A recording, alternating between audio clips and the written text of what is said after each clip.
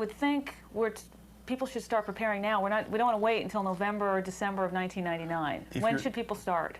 Now. Now is the time to prepare. It always is the time to prepare. And if people are truly prepared, there will be no emergencies in their life.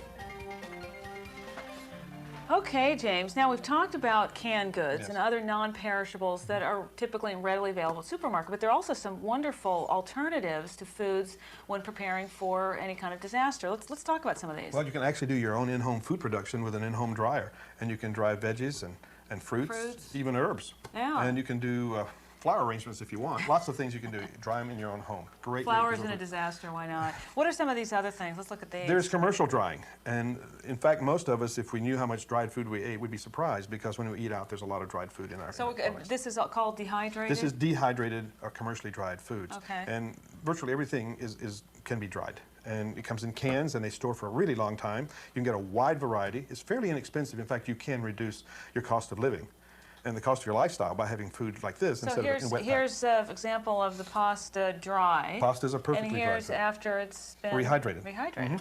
And like mashed pasta. Potatoes, everybody's familiar with, and you can buy them in the grocery store in many different formats. I can smell the onion. Smell the onions. Coming off of there. Now, from there, we go to the more expensive method of long-term storage, and that's freeze-dried food. And this is food that's been cooked, seasoned, many times as entrees, and then they're flash frozen. Then they're brought back up in a heat chamber and vacuumed. And so the food retains its size and its cellular structure, but it's totally dry.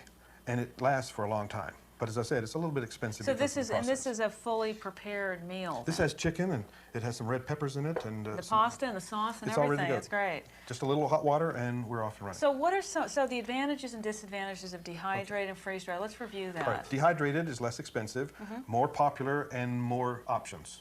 Okay, it also is less expensive. I see. The freeze dried usually tastes better because it's full meal entrees, and it rehydrates very quickly. It's a little more expensive.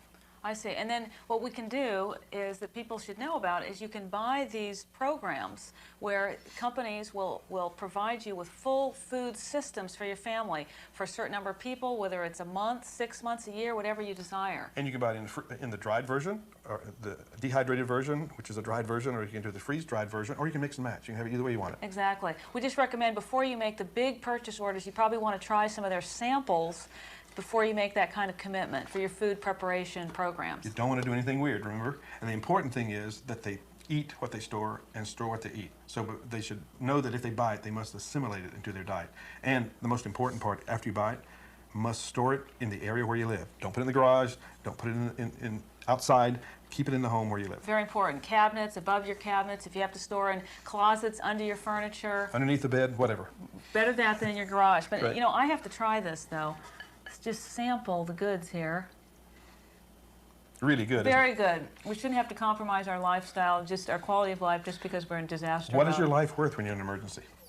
Well, it's clearly a global problem. I think it's going to potentially affect virtually everyone in the world in one way or another. So I think it's worth everybody's attention at this time. The year 2000 problem is, in fact, a very serious threat to the U.S. economy. Indeed, it is also bound to seriously disrupt the entire global economy. Currently, I believe that there's a 70% chance of a global recession as severe as the one that occurred in 1973-74 as a result of the year 2000 problem.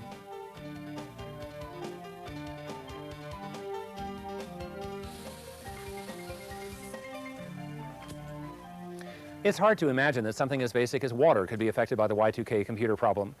But there are two things that all of us have to worry about, regardless of whether we live in a city or the suburbs or in a rural area. First of all, where does the water come from? And secondly, how can we be assured of its purity for cooking, for drinking, for bathing, and so on? Regardless of where you live, there's a pretty good chance that your water supply actually begins many miles away and reaches you through a network of rivers and dams and aqueducts and so forth, all of which have computers at every step. If there's a disruption in the computer systems, there may well be a disruption in the water supply. When it does reach your local community or city, it may have to be pumped up to a high-rise apartment building to actually reach your faucet or bathtub. Again, there may be a disruption either because of the computers or the associated utility disruptions. As for purity, the main thing we're concerned about in most cases is the water purification plants themselves, particularly in the city and suburban areas where there are computers regulating the flow of chemicals to ensure the purity of the water. We're also concerned, at least in some cases, about possible environmental problems. There are a few cities in the United States that have hydrogen cyanide plants located a few miles outside of town, which could have obvious problems with the water supply. So let's turn now to Avian and James to talk about water preparedness.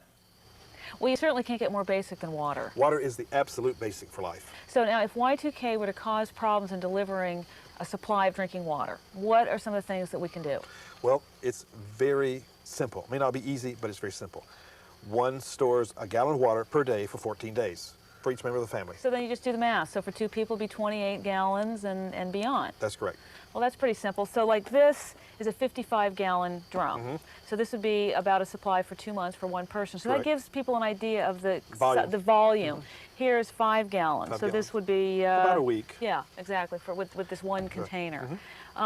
So then, how do we actually? What are some of the types of containers besides this? What are Well, we looking tell for? people to use clean containers. Don't use food containers. Milk cartons are a no-no.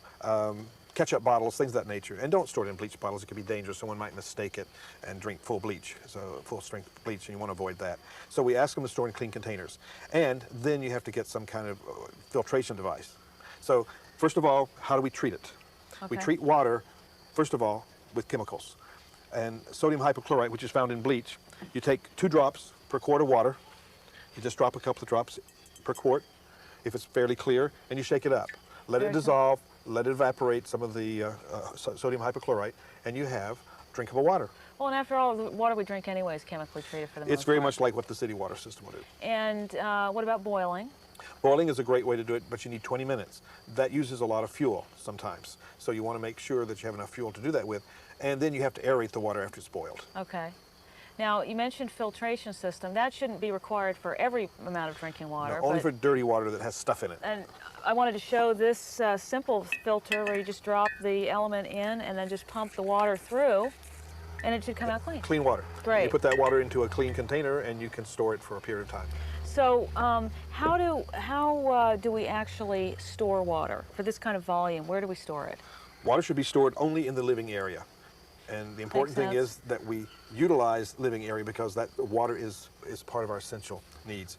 You don't store it in the garage next to fuel or fertilizer or your trash because it'll absorb the odors. So nowhere where it could be contaminated with toxins or odors. That's correct.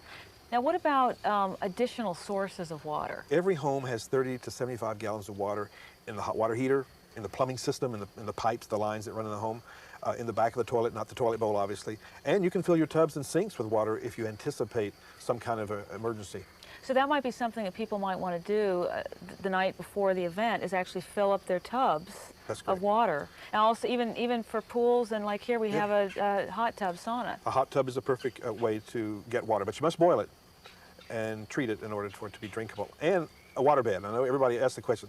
Waterbed is a controversial thing. You cannot drink the water out of an existing waterbed that's been treated with algicide. You must have a new waterbed dedicated to your potable water. That makes sense. So with the saving and storing of water, and then our knowledge now of how to treat water, we could be able to have drinkable water for nearly indefinitely. This has been great. Thank you.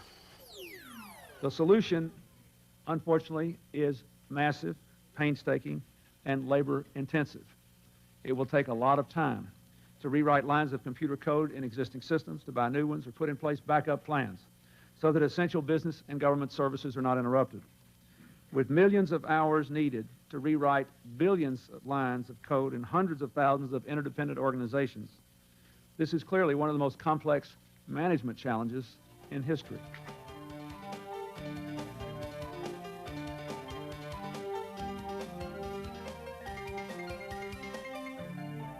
Perhaps the most important of all utilities is electricity, for lighting, for heating, and for cooking throughout our households. Across the country, there are some 8,000 electric utility plants, including 108 nuclear plants, each of which is busily working on its own Y2K project. With luck, they'll all be finished, but realistically, we have to expect that a few might not make it, which means that we might be facing local blackouts in a few parts of the country, or possibly regional blackouts, or in the worst of all possible cases, a national blackout, hopefully for only a few days, but possibly somewhat longer, and we have to be prepared for this. We not only have to be prepared for blackouts, a complete loss of power, but also the subsequent brownouts, the surges, the spikes, the so-called dirty power that will disrupt electronic equipment throughout the house as well as our offices across the land. So let's turn to Avian and James now to see some tips for coping with the loss of electric utilities, particularly for the most fundamental things that we do of heating and lighting and cooking in the household.